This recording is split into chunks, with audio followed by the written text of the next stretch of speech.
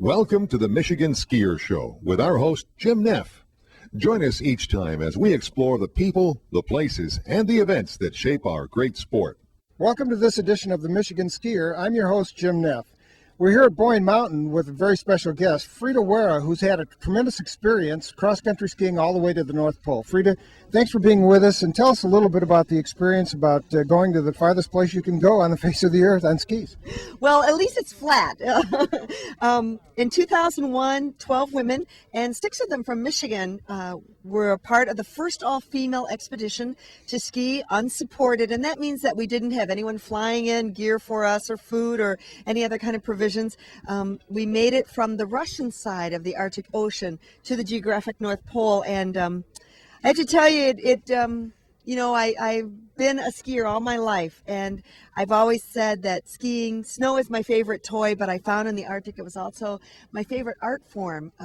When you look nonstop, 24/7, the sun does not set in April on the Arctic Ocean, so you have absolutely nothing for a windbreak, and you learn a lot about how wind and water can change the snow formations there, and fascinating place to live. Does a lot to your psyche, though. Now, I'm sure everyone in our audience is wondering, how do you get ready for a trip like that? Is there any way to train for it or prepare yourself mentally for it? Live in the UP. I live on the south shore of Lake Superior and Marquette, and I think I really was blessed with some of the best training material, because basically the shoreline gets that cobbled ice, and that's what we were skiing and dragging sleds through that. So it was real good training for me. And I also get an opportunity to do a lot of camping in very cold weather.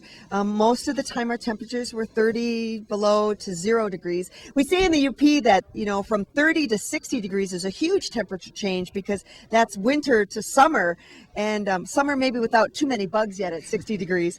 But there we really learned that 30 below to 0 is much greater in a temperature shift, and you learn to really adapt. It's amazing. I think if anybody wants to learn more about the most amazing culture on this planet, it's the Inuit and the people that do live in the high Arctic.